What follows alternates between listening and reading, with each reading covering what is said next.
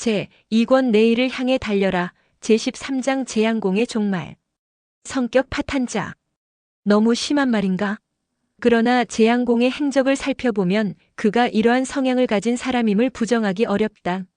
세자 시절부터 누이 동생 문강과 근친상간이라는 불륜을 저질러 온 것은 차치하고라도 자신의 행동을 숨기고 정당화하기 위해 다른 나라 제후들을 서슴없이 죽인다는 것은 확실히 정상적인 행동이라고 보기 어려운 것이다. 그는 폭군이나 암군의 정도를 넘어섰다. 한 나라를 다스리는 군주가 이러하면 그 주변 사람들과 주변국들은 그저 눈치만 보며 전전긍긍할 수밖에 없는 것이다. 재앙공의 새 부인이 된 주왕실의 왕위는 천성이 조용하고 정숙했다. 그 무렵의 왕녀나 공녀들이 비록 각 제후들 간의 정략에 따른 헌상품이나 희생물에 지나지 않았다고는 하지만 그녀도 한 인간이요 한 여자였다. 그녀 나름의 꿈이 있었고 행복을 추구하려는 마음도 품고 있었다. 그런 희망을 안고 멀리 동쪽의 땅 제나라로 시집을 왔다. 그러나 왕이는 시집 온 지 얼마 되지 않아 재앙공의 잔인하고도 음탕한 성품을 알게 되었다. 특히 여동생 문강과의 불륜 관계를 알았을 때 그녀는 하늘이 무너져 내리는 절망감을 느꼈다. 내가 금수보다 못한 자에게 시집을 왔구나. 이것이 나의 운명인가? 희망을 잃은 사람에게 살아갈 의욕이 있을 리 없다. 왕이는 남모르게 탄식하다가 결국 병석에 눕게 되었다. 그녀는 재앙공에게 시집 온 지 1년이 채 되지 않아 세상을 떠나고 말았다. 왕희의 죽음은 재앙공에게는 오히려 다행스러운 일이었다. 그는 한 달이 멀다 하고 사냥을 나갔지만 그것은 단지 핑계에 불과했다. 문강. 그랬다. 재앙공은 문강을 만나고 싶을 때마다 사냥을 구실 삼아 기수 강변으로 나갔다. 그는 그곳에 이궁을 짓고 축구에 머물던 문강을 불러내곤 했다. 두 사람은 거침없는 사랑을 나누었고 이제 그들의 관계는 더 이상 숨길 필요가 없는 공공연한 비밀이 되었다. 두 사람은 부부처럼 행동하며 세간의 시선조차 개의치 않았다. 하지만 재앙공의 마음이 늘 편안했던 것은 아니었다. 그는 문강과의 밀회를 즐기는 한편 노나라가 언제 복수의 칼날을 들이댈지 모른다는 불안에 시달렸다. 그는 스스로도 노환공을 죽인 주범이라는 것을 잘 알고 있었다. 노나라 중신들이 노환공의 죽음과 문강의 관계를 따지고 들지 않는 것은 단지 노나라가 제나라 군대의 강력함을 두려워하기 때문이라는 사실을 그는 명확히 알고 있었다. 믿을 수 있는 것은 결국 힘뿐이다. 그는 자신만의 방식으로 불안을 잠재우려 했다. 비록 재앙공이 성격적으로 많은 문제를 가진 인물이었지만 그에게도 한 가지 뛰어난 재능은 있었다. 바로 군사 정책을 수립하고 실행하는 능력이었다. 그는 즉위하자마자 제나라 군사력을 키우는 데 많은 힘을 쏟았다. 제2공 시절 북용의 침공을 받을 만큼 허약했던 제나라 군사력은 주위 국가들을 위협할 만큼 강력한 힘을 가지게 되었다. 노나라 모신 시백이 군사행동 대신 노환공 살해범 팽생의 처단만을 요구할 수밖에 없었던 것도 제나라의 군사력에 대한 두려움 때문이었다. 그러나 노나라의 군사력이 언제까지 약세를 유지하리라는 보장은 없었다. 노나라 군대가 제나라를 능가하는 날이 오면 국경을 돌파하여 복수를 감행할 것이 뻔했다. 재앙공이 불안을 떨칠 수 없었던 이유는 바로 이 점에 있었다. 문강과 지속적으로 만나기 위해서라도 노나라의 길을 꺾어 놓아야 한다. 재앙공은 이런 생각을 품고 새로운 발상을 고안했다. 바로 기나라를 멸망시키겠다는 것이었다. 그는 이를 통해 제나라의 군사력을 확실히 노나라에게 각인시키고 노나라의 도발을 차단하려 했다. 명분도 충분했다. 기나라는 제나라의 원수국이었으며 선군 제2공은 죽기 전에 재앙공에게 이렇게 유언을 남겼다. 기나라를 멸망시키지 않으면 종묘에 들어가 제사 지낼 생각을 하지 말라. 이 유언 하나만으로도 기나라를 치는 데에 아무런 문제가 될 것이 없었다. 제나라의 귀족들 역시 대대적으로 호응할 만한 일이었기에 내부 단합 또한 공고히 될 것이 분명했다. 노나라를 견제함과 동시에 내부 단합을 이루다니 이 얼마나 훌륭한 계획인가. 그의 구상은 일석이조의 전략이었다. 재앙공은 곧 병차와 군사를 징발하여 기나라를 향해 진격했다. 그가 이끄는 제나라 군대는 강력했다. 삽시간에 기나라의 병, 자, 오세고우를 점령하고 주민들을 강제 이주시켰다. 이후 사자를 보내 위협적인 협박을 날렸다. 항복하지 않으면 지체 없이 기나라의 사직은 물론 종묘까지 멸하여 선조의 제사조차 지내지 못하게 하리라. 기우는 이 협박에 기겁했다. 그의 부인 백희가 노은공의 딸이었던 만큼 기나라와 노나라는 혼인관계로 얽혀 있었다. 이에 기우는 노장공에게 긴급히 사자를 보내 원군을 요청했다.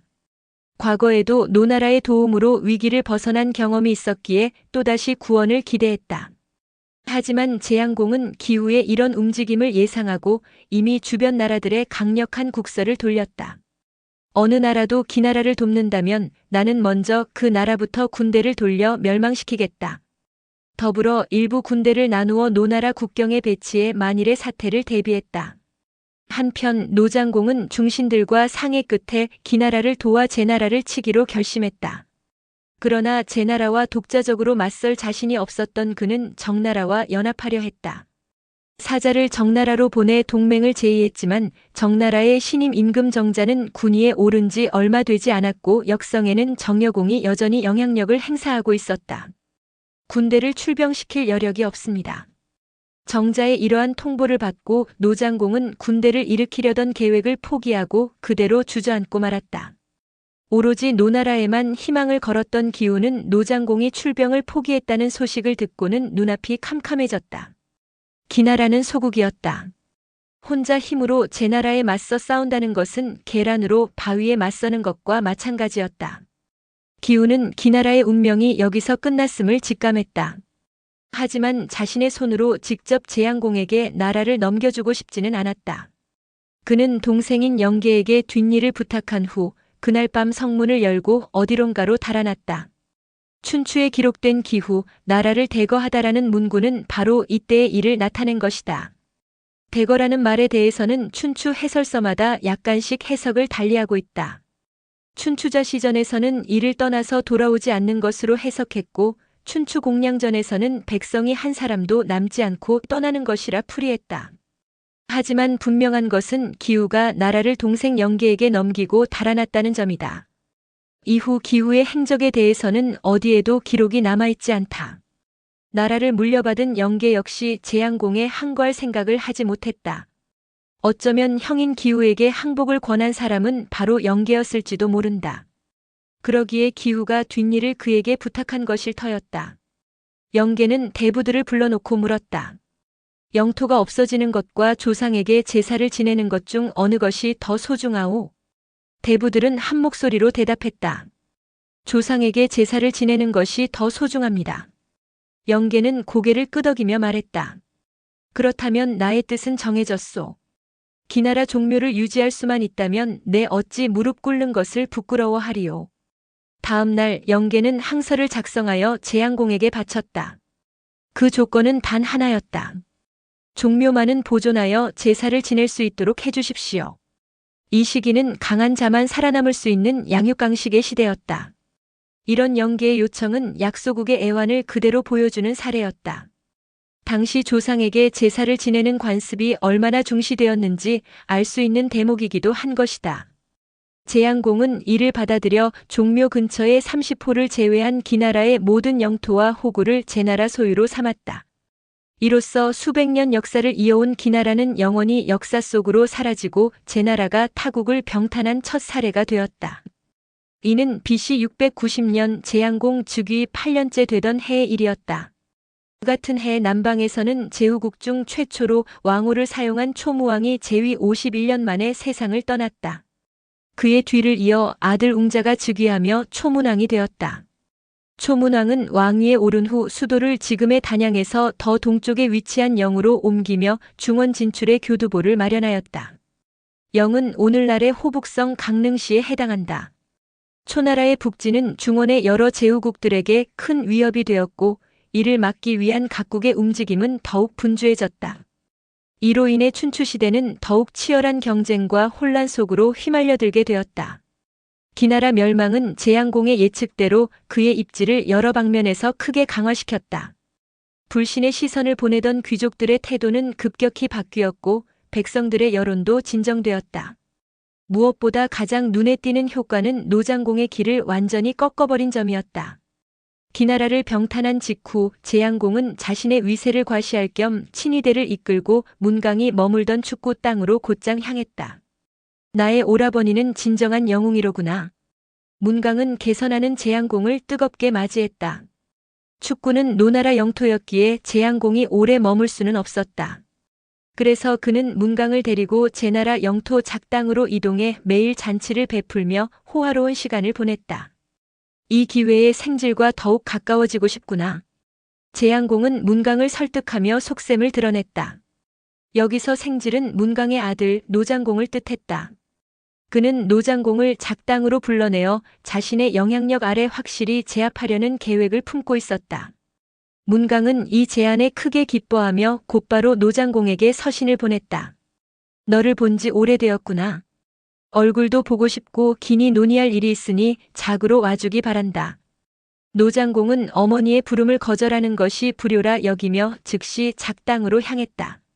그가 작당에 도착했을 때 문강은 노장공에게 외숙을 대하듯 재양공에게 예를 갖추게 했다. 게다가 정나라 임금을 죽이고 기나라를 멸망시킨 재양공의 막강한 군사력과 단호한 행동에 노장공은 이미 두려움을 품고 있었기에 재양공의 비위를 건드리지 않으려 했다.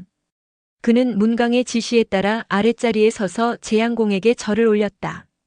재양공은 이에 기분이 좋아져 노장공을 융숭이 대접하며 화기애애한 분위기를 유지했다. 두 나라 사이에 혼사를 맺는 것은 어떻겠는가? 노장공은 다소 놀란 표정을 지으며 되물었다. 혼사라니요? 재양공은 자신의 뜻을 밝혔다. 내게 아직 시집가지 않은 여동생이 둘이 있다.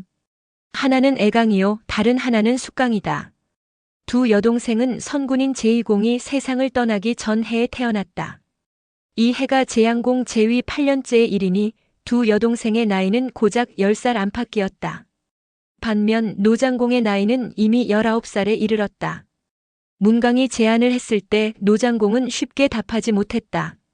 나이 차이도 문제였지만 재양공의 여동생이라면 문강에게도 동생이 되는 관계였다. 노장공에게는 이모가 되는 셈이다. 이러한 혼사가 과연 적합할 수 있을까 하는 의문이 그를 망설이게 했다. 어째서 아무 말도 하지 않는 것이냐? 문강이 압박하자 노장공은 마지못해 대답을 꺼냈다. 아무래도 나이가 너무 어린 것 같습니다. 또한 제나라 공녀와 저는 연척이니 소자의 배필로는 맞지 않는 듯합니다. 너는 어미의 친정을 비꼬는 것이냐? 문강의 질책에 노장공은 서둘러 수습하려 했지만 문강의 분노는 쉽게 가라앉지 않았다. 그런 뜻이 아닙니다만. 시끄럽다. 내가 어찌 나를 이렇게 대할 수 있단 말이냐? 노장공은 결국 문강의 노여움을 가라앉히기 위해 그 혼담을 승낙할 수밖에 없었다. 그리하여 애강은 노장공의 정부인이 되어 시집가고 숙강은 잉첩으로 따라가는 것으로 논의가 마무리되었다. 참고로 열국지에는 애강과 숙강이 재양공의 딸이라고 기술되어 있으나 이는 열국지 저자의 착오이다. 모든 것이 자신의 뜻대로 진행되는 것을 본 재양공은 마냥 흐뭇해했다. 이제 노나라는 재양공의 행동에 복수를 감히 꿈꾸지 못할 것이다. 이로써 노나라와 제나라는 뗄래야 뗄 수 없는 혈연관계가 되었소. 생질의 이번 혼약을 기념하는 뜻에서 우리 사냥이나 한바탕 즐겨봅시다. 다음 날 재양공과 노장공은 나란히 수레를 타고 작당의 넓은 들판을 질주하며 사냥을 시작했다. 노장공은 뛰어난 궁수를 자랑하며 쏘는 화살마다 짐승을 정확히 맞췄다. 천하의 명궁이로구나. 재양공이 감탄하며 칭찬을 아끼지 않자 노장공은 한껏 기쁜 표정으로 환히 웃어 보였다. 그러나 그 모습을 보던 수행원 중 하나가 비웃으며 손가락질했다. 저건 우리 선군, 노환공의 진짜 자식도 아닌데 말이야. 그 말을 엿들은 또 다른 수행원이 노장공에게 이 사실을 알리자 노장공은 분노를 참지 못했다. 그는 즉시 그 수행원을 붙잡아 직접 칼로 내리쳐 처단했다. 그 격렬한 장면을 지켜본 재양공은 오히려 고개를 끄덕이며 말했다. 신하로서 임금의 명예를 지키는 것이 마땅하오. 그는 연신 노장공의 결단과 행동을 칭찬하며 이를 더욱 추켜 세웠다. 이제 재양공은 노나라에 대한 근심을 떨칠 수 있었다. 하루아침에 기나라가 멸망하는 모습을 본 주변 제후국들마저 그의 위세 앞에 눈치를 보며 몸을 낮췄다. 이러한 상황 속에서 재앙공은 자신감이 하늘을 찌를 듯했다. 정장공이 이루지 못한 대업을 내가 반드시 이루고야 말겠다. 정장공이 이루지 못한 대업이란 바로 천하폐업, 즉 패공의 지위에 오르는 것이었다. 패공이란 천자를 대신하여 천하의 제후국을 다스리는 자를 뜻한다. 정장공은 평생 그 목표를 품었지만 끝내 그 뜻을 이루지 못하고 세상을 떠났었다. 그런 그의 꿈을 재앙공은 자신이 이루어야 할 사명이라 여겼다. 재앙공은 스스로 그럴 만한 능력과 자격을 충분히 갖추고 있다고 확신했다. 마침 그 무렵 제나라에는 위해공 삭이 머물고 있었다. 위해공은 형인 세자 급과 공자 수를 죽이고 위나라 군위에 올랐지만 정나라를 공격하기 위해 도성을 비운 사이 공자 건모에게 군위를 빼앗기고 제나라로 망명해온 위나라의 전 군주였다. 그는 날마다 위나라 군위를 되찾을 방법만을 고민하고 있었다.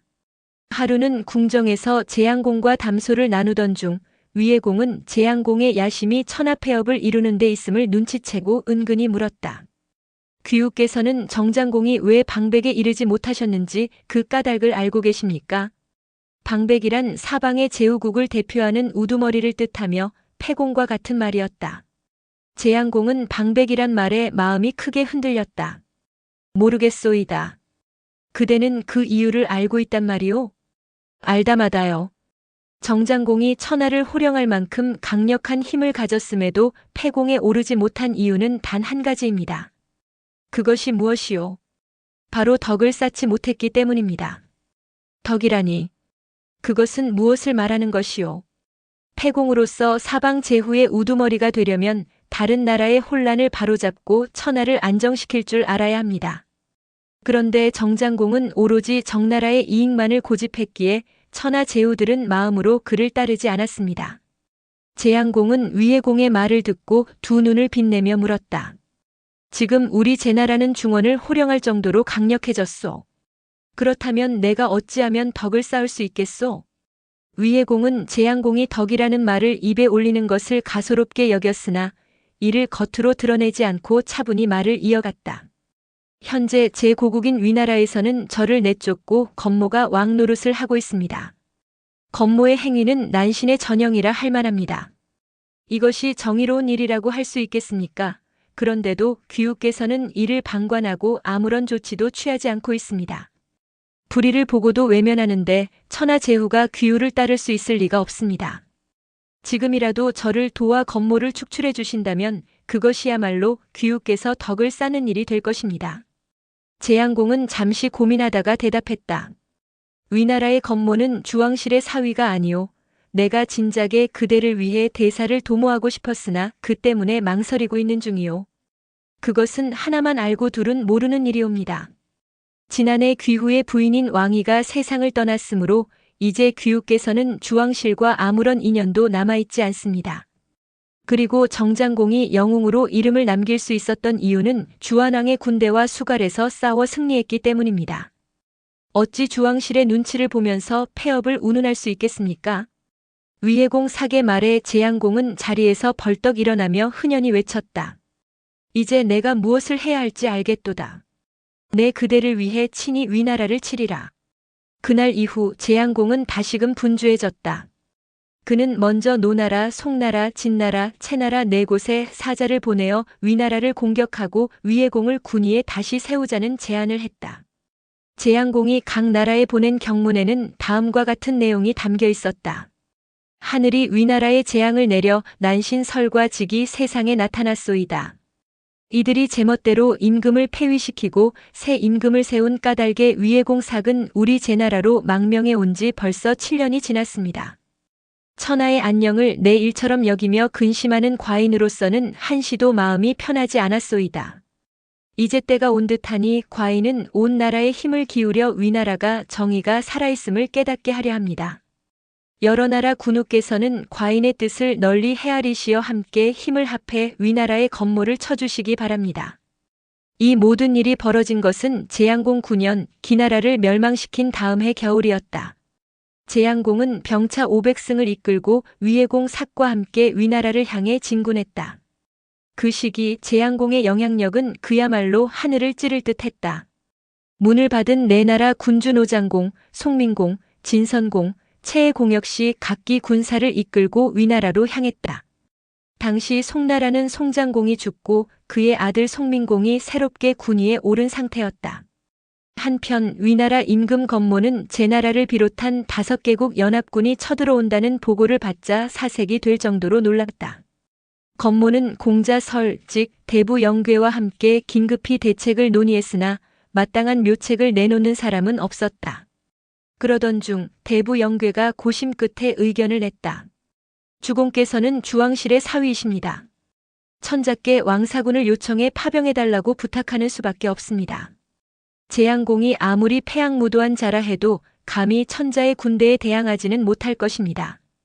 건모는 영괴의 말에 따라 그를 낙양으로 보내 주장왕에게 구원군을 요청했다. 주장왕은 신하들과 논의 끝에 왕사군을 파병하기로 했다. 그러나 주왕실의 군사력은 워낙 미약했다. 왕사군은 고작 병차 200승에 불과했고 장수는 왕실의 하급 관리인 자돌이었다. 왕사군이 위나라 도성 밖에 당도했을 때 제양공을 포함한 5개국 연합군은 이미 위나라 성을 맹렬히 공격하고 있었다. 제양공은 왕사군이 건모를 돕기 위해 도착하자 가소롭다는 표정을 지으며 말했다. 먼저 왕군을 격파하리라. 왕사군 장수 자돌은 제양공이 자신들을 정면으로 공격해 올 줄은 예상하지 못했다.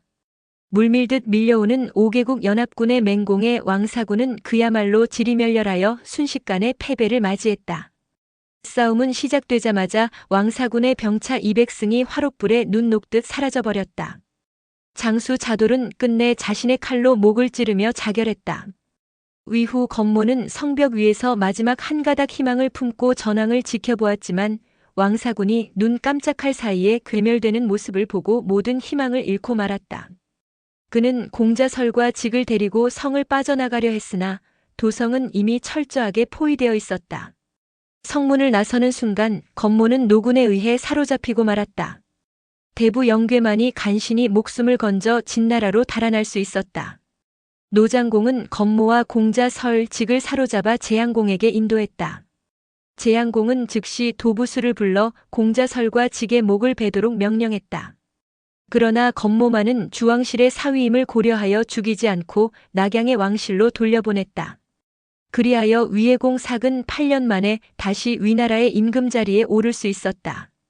그의 복위는 마침내 이루어진 것이었다. 제나라에게 밑보이면 나라가 결단난다. 제양공이 이 시점에서 보여준 위세는 실로 대단했다. 주변 제후국들에게 제나라를 대적하는 것은 곧 자멸을 뜻하는 말처럼 느껴졌다.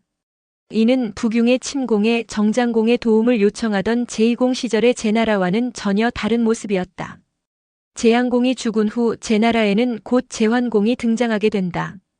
제환공은 즉위한 지 얼마 되지 않아 춘추시대 첫 번째 패공으로 인정받으며 대위협을 이루게 되었다. 그러나 제환공의 폐업이 그렇게 단시간 내에 이루어진 데는 제양공 시절에 이미 구축된 강력한 군사력이 중요한 밑바탕이 되었을 가능성이 크다. 하지만 제양공의 강함은 단순히 능력의 영역을 넘어서 있었다.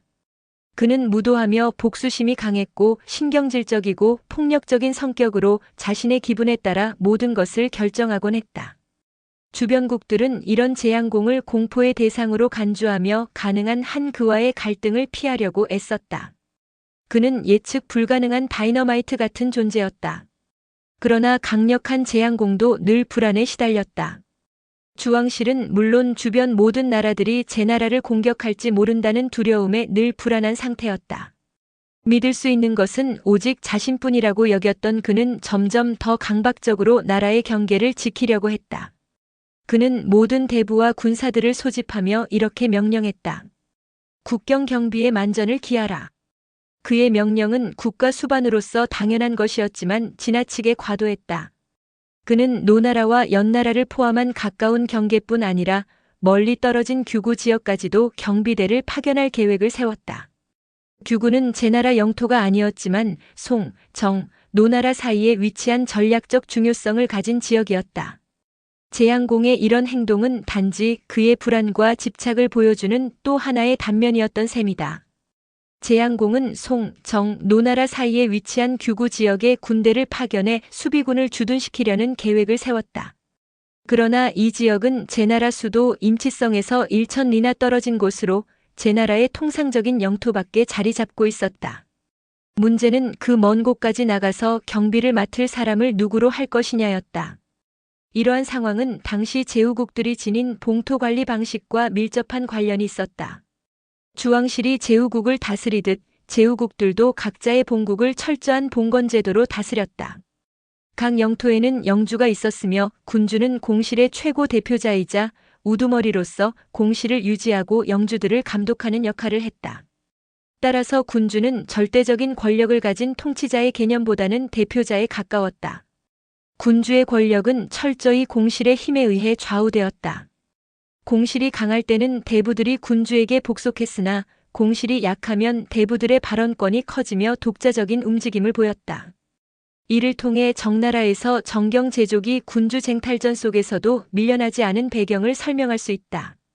이와 같은 정치 구조는 당시 제나라에도 적용되었다. 재앙공은 제나라 공실을 강하게 이끌던 군주였으나 그의 개인적인 행위 등은 귀족들에게 직접적인 영향을 미치지 않는 한 문제가 되지 않았다. 그러나 군주의 명령이 귀족의 이익과 연관될 경우 상황은 달라졌다.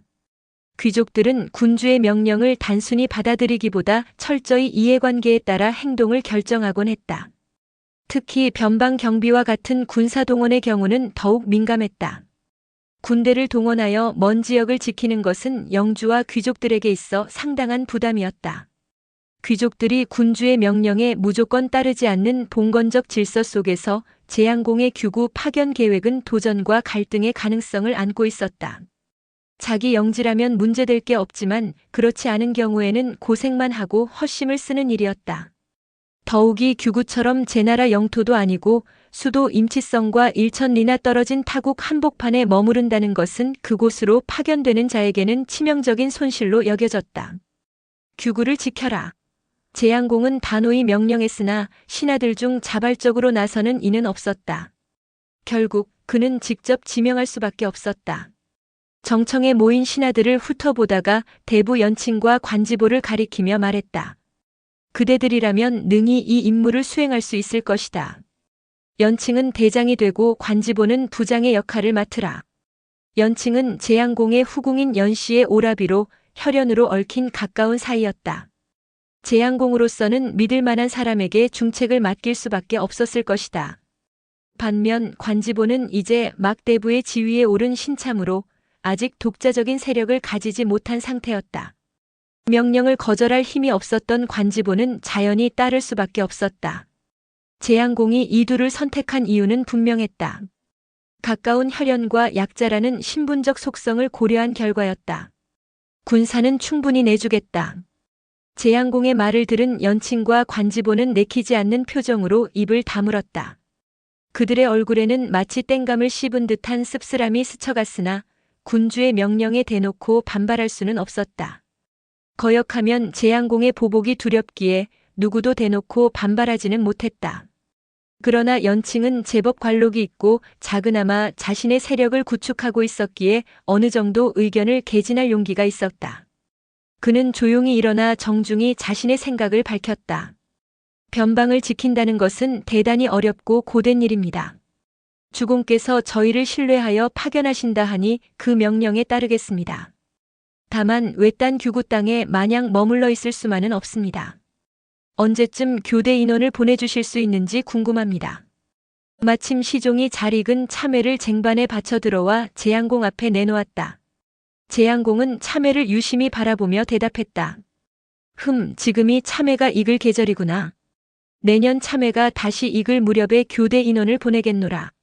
그대들은 안심하고 규구로 가라.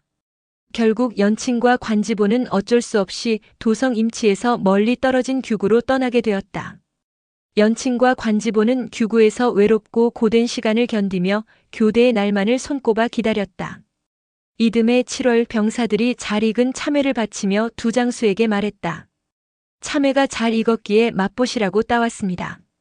관지보는 참외를 보자마자 재양공의 약속이 떠올라 중얼거리듯 연칭에게 말했다. 참외가 익을 무렵이면 교대자를 보낸다고 했는데 어째서 아무 소식이 없을까요? 연칭도 고개를 끄덕이며 답했다. 그러게 말이오. 지금쯤이면 무슨 말이 있어야 할 텐데 혹시 우리에게 한 약속을 잊은 게 아닌지 모르겠소. 우리 쪽에서 먼저 사람을 보내 도성의 동향을 살펴보는 것이 어떻겠소? 그것이 좋겠습니다. 그들은 신복 부하를 임치성으로 보내 상황을 확인하도록 했다. 며칠 후 부하가 돌아왔지만 그의 보고는 전혀 예상 밖이었다. 주공께서는 도성에 계시지 않습니다. 문강을 만나기 위해 곡당으로 나간 지 한 달이 지났지만 아직 돌아오지 않고 있다 합니다. 연칭의 얼굴은 금세 험악해졌다. 말도 안 되는 소리. 우리는 집에도 가지 못하고 변방에서 고생을 하고 있는데 임금이란 자는 여동생과 음탕한 짓만 하고 있다니 도저히 참을 수 없는 일이다. 관지보도 분노를 감추지 못하며 맞장구 쳤다. 규구에 나와 있는 우리들만 불쌍합니다. 두 장수의 불만은 점점 깊어져 갔다. 그들의 인내심은 한계에 다다르고 있었다. 한편 연칭의 부하가 참외와 함께 전한 소식을 들은 재양공은 얼굴이 굳어졌다. 참외가 익었다고?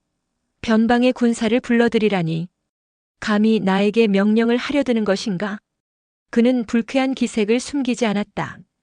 문강과의 유희로 한껏 기분이 들떠있던 재양공은 이 소식에 찬물을 끼얹은 듯한 심정을 느꼈다. 그의 눈빛은 차갑게 변했고 주변에 있던 신하들조차 숨을 죽였다. 연칭과 관지보가 나를 시험하려 드는 것인가? 그들이 규구에서 고생을 하고 있다 한들 내가 그들을 보낸 이유를 잊었단 말인가?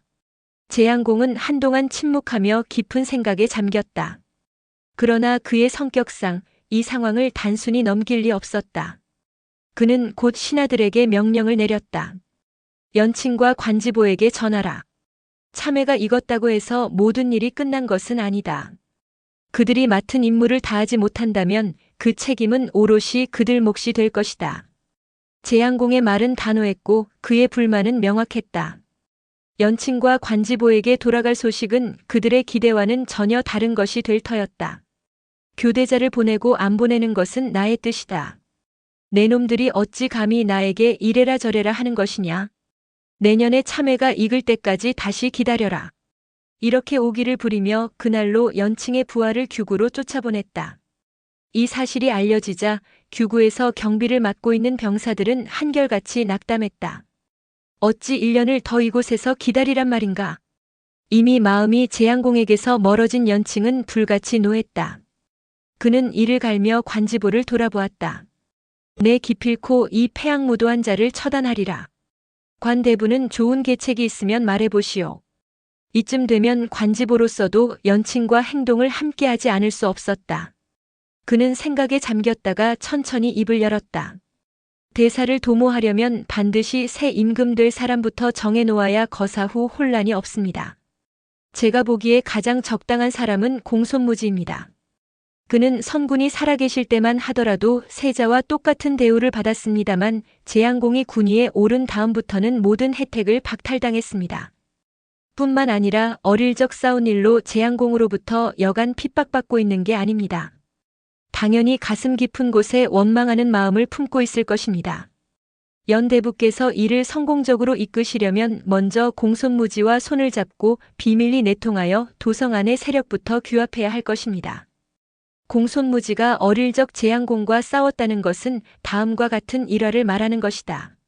나이가 비슷한 재양공과 공손무지는 소년 시절 씨름판을 자주 벌였다. 그런데 한 번은 힘이 세고 체구가 큰 공손무지가 재양공을 사정없이 메어 꽂은 적이 있었다. 그때 재양공은 이마가 깨졌고 그 뒤로 앙심을 품고 기회만 나면 공손무지를 괴롭혀왔던 것이다. 관지보의 말에 연칭은 고개를 끄덕이다가 다시 물었다. 시기는 언제가 좋겠소? 재양공은 사냥을 몹시 좋아합니다. 공손무지와 손을 잡고 궁성 안의 사정을 비밀리 엿보다가 그가 사냥 나갈 때를 기다려 급습하면 쉽게 해치울 수 있을 것입니다. 순간 연칭의 머릿속에 한 계책이 떠올랐다. 연칭의 누이 동생은 재양공의 첩이었다. 그런데 재양공은 문강과 어울려 지내느라 거의 후궁연씨를 돌보지 않고 있었다. 당연히 원망하는 마음이 깊었다. 내 누이 동생을 우리 편으로 끌어들여 공손무지와 손잡게 하면 공실과 궁중 안의 일을 손바닥 들여다보듯 훤히 알 수 있을 것이오. 좋은 생각입니다. 그렇게만 되면 실수할 까닭이 없지요. 의논을 마친 연친과 관지보는 곧 자신들의 계획을 실행에 옮겼다.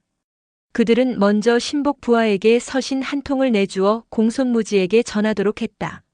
내용은 함께 손을 잡고 호남무도한 재양공을 몰아내자는 것이었다. 물론 공손무지를 새 임금으로 올리겠다는 약속과 함께 연칭의 서신을 받은 공손무지는 크게 기뻐했다. 마침내 하늘이 나에게도 기회를 내리셨구나.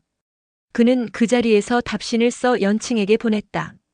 하늘이 호남하고 음탕무도한 자를 미워하여 마침내 장군을 이 나라에 내리신 모양입니다.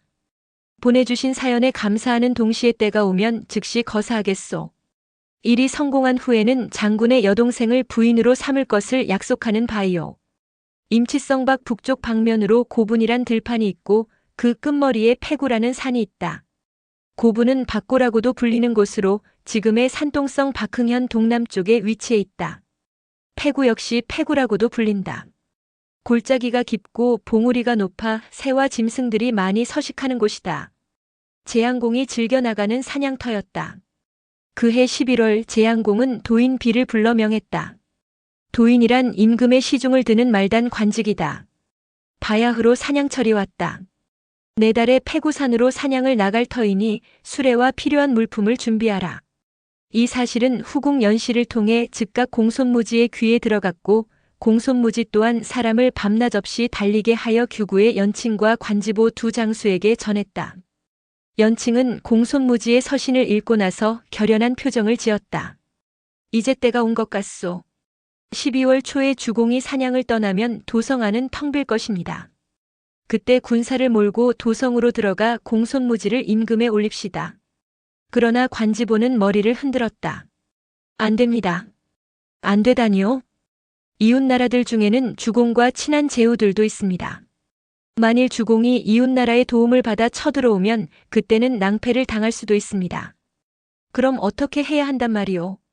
미리 고분 벌판에다 우리 군사를 숨겨두었다가 주공을 죽인 후 도성으로 들어가야 뒤탈이 없을 것입니다. 연칭은 관지보의 말에 따르기로 했다. 규구 땅에 있는 군사들은 오랫동안 변방에 나와 있었기 때문에 모두들 고향을 그리워하고 있었다. 연칭은 그런 군사들에게 비밀리 명을 내렸다.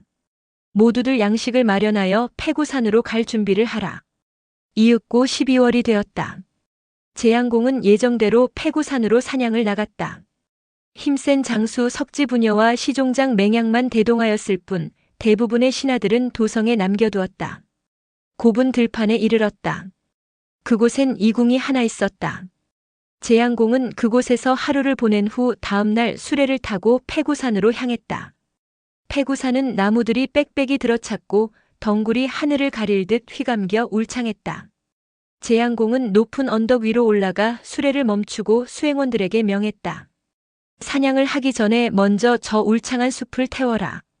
그리고 산을 에워싼 후 매와 개를 풀어 짐승들을 남김없이 잡도록 하라. 대륙의 겨울바람은 거셌다. 바람이 미친 듯이 불었고 불길은 맹렬히 타올랐다. 연기와 시뻘건 불꽃이 하늘까지 태워버릴 듯 치솟았다. 여우, 토끼 등 온갖 짐승들이 불길을 피해 이곳저곳으로 날뛰었다. 그러던 한순간이었다. 벼랑간 멧돼지 한 마리가 숲속에서 뛰어나왔다. 첫눈에 보아도 엄청나게 큰 멧돼지였다. 재양공도 그 멧돼지를 보았다. 잡아라. 불타는 숲속에서 튀어나온 멧돼지는 재양공이 있는 언덕을 향해 곧장 치달아 올랐다. 병사들이 멧돼지를 뒤따르며 화살을 쏘아댔다. 멧돼지는 어느덧 구릉 위로 올라와 재양공이 타고 있는 수레 가까이에 이르렀다. 그 기세로 덤벼들면 수레가 박살날 판이었다. 재양공은 마음이 급해 옆에 서 있던 맹양을 돌아보며 외쳤다. 빨리 저 멧돼지를 쏘아라. 그런데 맹양이 이상했다. 무엇인가에 놀란 사람처럼 눈을 치켜뜬 채 활을 쏠 생각을 하지 못하고 있는 것이었다. 저건 멧돼지가 아닙니다. 지난날에 죽은 공자 팽생입니다. 맹양이 헛소리를 짓거려댔다. 팽생이 누구이던가. 노환공을 죽였다는 죄목으로 참수형에 처해진 재양공의 이복 동생이 아니던가. 생각지도 않은 이름이 맹양의 입에서 튀어나오자 재양공은 버럭 화를 내었다. 멍청한 소리 마라. 죽은 놈이 어찌 내 앞에 나타날 수 있단 말이냐. 그는 맹양의 화를 빼앗아 직접 멧돼지를 향해 화살을 쏘았다. 그러나 너무 당황했음인가. 재양공은 여러 대의 화살을 연달아 쏘았으나 한 대도 멧돼지에 가서 맞지 않았다. 화가 머리끝까지 치민 재양공이 다시 화살을 시위에 거는데 벼랑간 멧돼지가 크게 울부짖으며 앞발을 고추 세웠다. 그러고는 사람처럼 술의 앞을 왔다 갔다 하면서 서럽게 통곡하는 것이었다. 그 울음소리가 어찌나 처량하고 애달픈지 사람들은 모두 넋을 빼앗겼다. 그러나 재양공만은 머리카락이 곤두서는 섬뜩함을 느꼈다. 한순간 눈앞이 아찔해지며 앞이 보이질 않았다. 아악, 재양공은 날카로운 외침소리와 함께 그 자리에 쓰러졌다. 그 바람에 재양공의 신발 한 짝이 벗겨지며 멧돼지 앞에 가 떨어졌다. 멧돼지는 울부짖음을 멈추고 땅에 떨어진 재양공의 신발을 입에 물어들었다. 그러고는 눈 깜짝할 새에 언덕 아래로 사라져버렸다. 맹양을 비롯한 수행원들은 쓰러진 재양공을 부축해 수레 속에 눕혔다. 사냥을 중지하고 이궁이 있는 곱은 들판으로 돌아갔다. 재양공은 이궁에 돌아와서야 겨우 정신을 차렸다. 여전히 눈앞이 어지럽고 가슴이 뛰었다. 그는 왼발이 몹시 아픈 것을 알았다. 이마를 찡그리며 시종장 맹양을 불러 말했다. 왼발을 다친 모양이다. 내가 걸어볼 테니 신발을 가져오너라. 그런데 신발 한 짝이 보이질 않았다. 재양공이 쓰러질 때 맹양은 재양공에게만 신경 쓰고 있었기 때문에 신발이 없어진 것을 몰랐다. 방 안 여기저기를 뒤지고 있는데 도인 비가 들어왔다. 재양공이 물었다. 신발 한 짝이 어디 갔느냐? 도인 비는 사실대로 말했다. 멧돼지가 물고 갔습니다. 멧돼지라는 말에 재양공은 다시 화가 치밀어 올랐다. 내 놈은 나를 따라왔으면 신발 하나도 제대로 챙기지 못하느냐? 그는 가죽 채찍을 들어 사정없이 도인 비를 후려갈기기 시작했다. 도인 비의 등에서 피가 뚝뚝 떨어졌다. 그런데도 재양공의 매질은 멈출 줄 몰랐다. 도인 비는 300대의 채찍을 맞고서야 놓여놨다. 칠흑 같은 밤이었다. 겨울바람이 매섭게 몰아치는 곱은 들판의 밤은 음산했다. 한 줄기 불빛, 재양공이 묵고 있는 이궁에서 흘러나오는 불빛이다. 그 불빛을 향해 은밀히 움직이는 한 무리의 군사가 있었다. 모두들 소리를 내지 않으려고 애쓰는 기색이 역력했다. 연친과 관지보가 이끄는 규구의 수비병들이었다. 아니, 이제는 규구의 수비병이 아니었다. 재양공에게 반기를 들고 재양공을 처치하기 위해 곱은 들판으로 달려온 반란군이었다. 일시에 공격하여 단숨에 해치우는 것이 어떻겠소? 반란군의 총사령관 연칭은 흥분해 있었다. 성공하면 권력을 한 손에 거머쥐는 제나라 제1의 실력자가 되지만 실패하면 역적이 되어 비참한 죽음을 당할 수밖에 없는 중요한 순간이 아닌가. 가슴이 떨릴 수밖에 없었다. 그렇게 하면 부사령 관격인 관지보는 침착하고 차분했다. 이번 거사에 임에 들뜬 연칭을 제어하는 역할을 수행해왔다. 지금도 마찬가지였다. 재양공을 놓칠 수가 있습니다. 일단 이궁의 동정을 살핀 후 급습하는 것이 나을 것입니다. 좋소. 관대부께서 직접 이궁의 동정을 살피고 오시오. 관지보는 몸이 날랜 군사 10여 명을 뽑아 어둠 저편에 떠있는 불빛을 향해 민첩하게 움직이기 시작했다. 예상외로 이궁의 경비는 허술하기 짝이 없었다. 군사들의 숫자도 많지 않았다. 이 정도면 해볼 만하다는 자신감이 관지보의 가슴속에 충만했다. 관지보와 척후병들이 본대로 귀환하려 할 때였다. 문득 전방 어둠 속에서 기척이 일었다. 그림자 하나가 나타나 이 편을 향해 걸어오고 있는 것이었다. 이궁에서 나온 재양공의 수행원이 분명했다. 눈치채인 것인가? 관지보는 긴장했다. 그러나 이궁에서 나온 사내는 아무것도 모르는 듯 계속 관지보가 숨어있는 바위 쪽을 향해 다가오고 있었다. 이대로 숨어있다가는 발각될지도 몰랐다. 관지보는 수하 병사들에게 신호를 보냈다. 일단 사로잡아라. 이궁에서 나온 사내가 그들이 숨어있는 바위 앞을 지나칠 때였다. 관지보의 부하들이 날렵하게 뛰어나가 재빠른 솜씨로 사내의 입에 재갈을 물리고 두 손을 결박했다. 관지보로부터 보고를 받은 연칭은 친히 그 사내 앞으로 갔다. 관솔불을 밝히고 재갈을 풀어줘라. 병사들의 삼엄한 경비하에 관솔불이 밝혀졌다. 궁에서 나온 사내의 얼굴이 불빛에 드러났다. 너는 연칭도 관지보도 잘 아는 사내였다. 도인 비가 아니냐. 도인 비도 연칭과 관지보를 알아보았다. 그는 신발을 잃어버렸다는 죄목으로 재양공에게 채찍 300대를 맞은 후 억울하기도 하고 분하기도 하여 홀로 밤길을 걷는 중에 졸지에 관지보에게 사로잡혀 이곳으로 끌려온 것이었다. 그는 자신을 애워싼 주위 병사들의 살벌한 분위기에서 대뜸 사태를 짐작했다. 도인 비라면 재양공이 수족처럼 부리는 신복이었다. 연칭은 잘 되었다는 듯 차가운 웃음을 지으며 그를 다그치기 시작했다. 무도한 임금은 지금 어디 있는가? 도인 비는 무슨 마음을 먹었는지 별로 놀라는 기색도 없이 순순히 대답했다. 침실에 있습니다. 잠을 자느냐? 아직 잠들지 않았습니다. 이 궁을 지키는 병사들은 얼마나 되느냐? 석지부녀와 20여 명의 병사들 뿐입니다.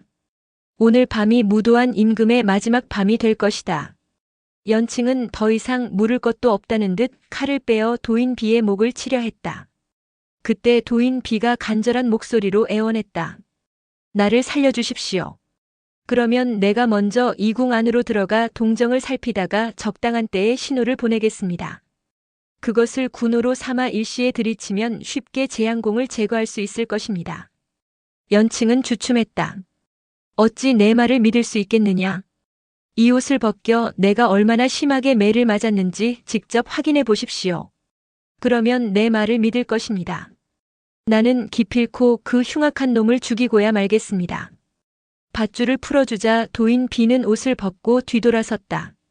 과연 도인 비의 등짝은 상처와 피로 심하게 얼룩져 있었다. 연칭은 그것을 보고 도인 비의 말을 믿었다. 하늘이 우리 일을 도와주는구나. 연칭과 관지보는 새로이 전략을 짠 후 도인 비를 풀어주어 이궁 안으로 들여보냈다. 이궁을 포위하고 있다가 도인 비가 안에서 문을 열어줄 때 일시에 들이쳐 재양공을 잡아주길 작정이었다. 연칭과 관지보에게서 풀려난 도인 비는 불이 나게 이궁으로 달려갔다. 궁문 안으로 들어서자마자 장수 석지부녀를 찾았다. 큰일 났습니다. 지금 이궁 밖에 연칭과 관지보가 군사를 거느리고 와서 주공을 살해하려 하고 있습니다. 그는 또 침실로 달려가 재양공에게 황급히 외쳤다. 지금 연칭과 관지보가 난을 일으켜 이곳을 포위하려 들고 있습니다. 주공께서는 어서 빨리 몸을 피하십시오. 재양공은 기절할 듯 놀라며 어찌할 바를 몰라 쩔쩔맸다. 그때 도인 비가 한 가지 계책을 알려주었다. 일이 몹시 급합니다. 주공께서는 지게문 뒤에 숨고 대신 시종 한 사람을 침상에 누워있게 하십시오. 일이 잘 되면 목숨을 구할 수 있을지도 모릅니다. 그러자 옆에 서 있던 시종장 맹양이 자원했다. 신이 대신 침상에 누워 주공의 은혜에 보답하겠습니다. 맹양은 말을 마치자마자 침상 위로 올라가 이불을 얼굴 위까지 끌어당겨 덮었다. 그 모습을 본 재양공은 자신의 비단옷을 벗어 맹양의 몸 위에 덮어주었다. 그리고는 재빨리 지게문 뒤에 숨으면서 도인 비에게 물었다. 너는 어떻게 할 작정이냐? 신은 석지부녀와 함께 힘을 다해 반란군을 막겠습니다. 재양공은 결연한 각오로 대답하는 도인 비를 물끄러미 바라보다가 물었다. 채찍에 맞은 등이 아프지 않은가? 주공을 위해서라면 죽음도 두렵지 않습니다. 그까지 등 좀 맞은 것이 무슨 대단한 일입니까? 그대는 참으로 충신이로다. 도인 비는 침실을 나와 석지부녀에게 중문을 지키라고 지시한 후 품속에 날카로운 칼을 품었다. 그리고는 대문 밖으로 나가 어둠 속에 숨어있는 연칭에게 신호를 보냈다. 연칭은 이궁 밖 어둠 속에 숨어있다가 횃불을 흔들어대는 도인 비를 보았다. 그는 칼을 뽑아들고 앞장서서 이궁을 향해 돌격했다. 관지보는 일대를 거느리고 대문 좌우를 지키기로 했다. 만일의 사태에 대비하기 위해서였다. 주공은 이제 막 잠이 들었소. 도인 비가 속삭이며 연칭 가까이 다가왔다. 석지부녀는 연칭이 묻는 순간 도인 비가 품속에서 비수를 꺼내 배를 찔러왔다. 전혀 생각지도 못한 기습이었다. 연칭은 그대로 그 칼을 맞았다. 도인 비는 연칭을 죽였다고 생각했다. 그런데 이게 어찌 된 일인가? 도인 비의 비수는 무엇인가에 가로막혀 더 이상 들어가지 않았다. 도인 비는 미처 몰랐다. 연칭이 옷 속에 두꺼운 갑옷을 받쳐 입고 있었던 것을. 이 교활한 놈. 도인 비가 당황해하는 순간 오히려 연칭의 칼이 도인 비의 팔을 뱄다. 피가 뿜어져 나왔다. 다시 칼이 번뜩였다. 이번에는 목이 떨어져 나갔다. 도인 비의 목은 땅바닥을 굴러 대문 앞에 멈춰섰다. 돌격하라. 눈에 띄는 대로 모조리 죽여라. 연칭은 악에 바친 듯 소리쳤다. 중문을 통과하려던 순간 석지부녀가 달려나왔다. 연칭과 석지부녀는 이궁뜰에서 수십 합을 싸웠다. 석지부녀는 힘이 센 장사였으나 주변 상황이 불리했다.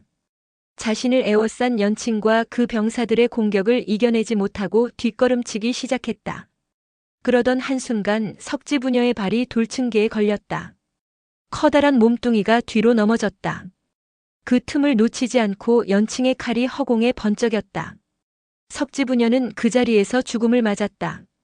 석지부녀의 죽음을 본 다른 군사들은 뿔뿔이 흩어져 달아났다. 연칭은 부하들을 거느리고 침실로 향했다. 침실 문을 걷어차고 안으로 들어갔다. 침상 위에는 비단옷을 덮은 한 사람이 누워 있었다. 연칭의 칼이 싸늘한 빛을 뿜으며 한 줄기 호를 그렸다. 목이 침상 밑으로 굴러떨어졌다. 연칭은 등불을 비춰 목을 확인했으나 뭔가 이상했다. 나이가 너무 어렸다. 이건 재앙공의 목이 아니다. 그는 부하들과 방안을 뒤지기 시작했다. 그러나 재앙공의 흔적은 어디에도 없었다. 등불을 들고 구석구석을 살피던 연칭은 문득 걸음을 멈췄다. 지게문 아래쪽에 가죽 신발 한 짝이 놓여 있었기 때문이다. 연칭은 대뜸 그 뒤에 재앙공이 숨어 있음을 눈치챘다. 그는 빙그레 웃은 후 지게문 고리를 세차게 잡아당겼다. 과연 그곳에는 재앙공이 다친 다리를 움켜쥔 채 앉아 있었다. 그런데 이상한 일이었다.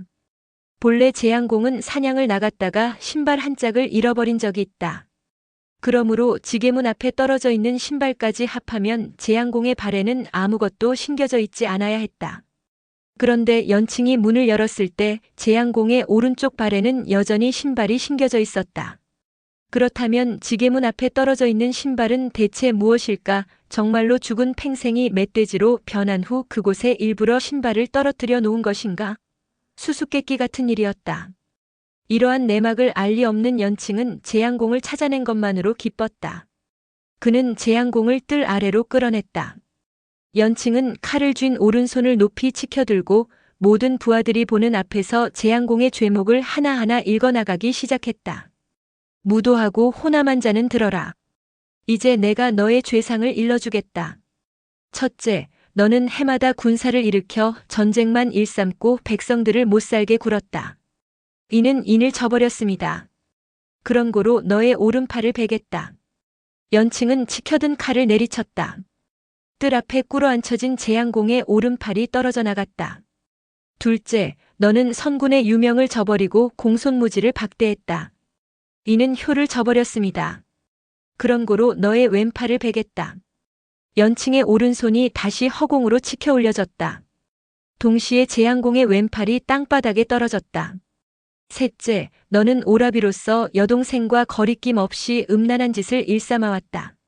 이는 예를 저버렸습니다. 그런 고로 너의 오른쪽 다리를 베겠다. 또 한 번 칼빛이 허공에 번뜩였다. 넷째, 너는 변방을 지키는 군사를 생각지 않고 교대자를 보낸다는 약속을 지키지 않았다. 이는 신을 저버렸습니다. 그런 고로 너의 왼쪽 다리를 베겠다. 연칭의 오른손이 움직이자 재앙공의 왼쪽 다리가 끊어졌다. 마지막으로 한 나라의 군주로서 인, 효, 예, 신을 모두 잃은 너를 처단하겠다. 말을 마치자 연칭은 뒤로 한 발 물러서며 주위 병사들을 향해 고개를 끄덕였다. 동시에 군사들이 벌떼처럼 달려들어 사지가 떨어져 나간 재앙공의 몸통에 마구 칼질을 했다. 재양공은 온갖 비명을 질러대다가 마침내 숨통이 끊어지고 말았다. 군위에 오른 지 13년째 되던 해의 일이었다. BC 686년의 일이기도 하다. 훗날의 사관들은 재양공의 종말에 대해 다음과 같이 평했다. 재양공은 평소 대신들을 멀리하고 보잘것없는 무리와 어울려 지냈다. 비록 석지부녀와 맹양, 도인 비가 그를 위해 흔쾌히 목숨을 버렸으나 이것을 충신대절이라 할 수 있으리요. 연친과 관지보가 난을 일으켜 재양공을 죽인 것은 재양공의 죄악이 이미 가득 찼기 때문에 하늘이 두 사람의 손을 빌린 것뿐이다. 특히 팽생이 죽을 때 내 죽어 귀신이 되어서라도 내 목숨을 거두러 올 것이다. 라고 부르짖었는데 마침내 그 원혼이 멧돼지로 나타난 것은 어찌 우연이라 할 수 있겠는가? 어쨌든 재양공은 죽었다. 온갖 해괴망측한 일을 서슴지 않고 행하다가 처참하게 최후를 맞이했다. 이를 인과응보라고 한다면 너무 도식적일까? 연친과 관지보는 재양공을 죽임으로써 그들의 반란을 성공시켰다. 이제 그들에게 남은 과제는 도성으로 돌아가 공손무지를 군위에 올리고 국정을 장악하는 일이었다. 연친과 관지보는 군사를 정돈한 뒤 제나라 도성으로 향했다. 공손무지는 자신이 기르던 군사를 데리고 성문 근처에 숨어 있다가 재양공이 죽었다는 소식을 듣고는 얼른 성문을 열어 두 장수를 맞아들였다. 내밀하면서도 빠른 움직임이었다. 이로써 제나라 병력과 내정의 권한은 모두 연칭과 관지보에게로 돌아갔다. 연칭은 궁정으로 들어가자마자 지난날 제2공이 공손무지를 임금으로 모시라는 유언을 받았다고 선포하며 공손무지를 임금의 자리에 올렸다. 공손무지는 군위에 오르자 약속대로 연칭의 누이 동생 연씨를 정부인으로 삼았으며 연칭을 정경벼슬에 올리고 관지보를 악영에 임명했다. 이 밖에 옥름, 동과가 등 기존 대부들에 대해서는 종전의 관직을 그대로 인정해 주었다. 그러나 제나라 대부들은 공손무지에 대해 별로 호의적이지 않았다. 어쩔 수 없이 궁정에 나와 반열에 서긴 했지만 굳게 입을 다문 채 국정에 대해서는 일체 의견을 내지 않았다. 더욱이 원로 대신으로 대부들의 많은 존경을 받는 고해는 나이를 핑계 삼아 조당에 들기조차 거부하였다. 연칭과 관지보는 국정을 장악하기는 했지만 워낙 미미한 세력을 지닌 계파였다. 여러 가지 면에서 경륜이 부족했고 무엇보다도 자신들을 도와 나라를 다스릴 인재가 없었다. 그로 인해 내정은 좀처럼 안정되지 않았다. 어느 날 관지보가 임금 공손무지를 찾아가 아뢰었다. 아직 나라가 안정되지 않았습니다. 널리 방을 내걸고 어진 사람을 모으십시오. 그래야 백성들의 믿음을 얻을 수 있습니다. 공손무지 또한 인재의 필요성을 절실히 느끼고 있던 터라 고개를 끄덕이며 답했다. 인재를 모으는 일은 당연한 일이요. 우선 그대가 아는 인재가 있거든 천거하시오. 내가 중히 쓰겠소이다. 관지보가 공손무지를 바라보며 말했다. 신의 먼 친척 중에 능히 나라를 다스릴 만한 인재가 있습니다. 한번 불러 써보심이 어떠신지요? 공손무지가 물었다. 그가 누구요? 관중이라고 하는 사람입니다.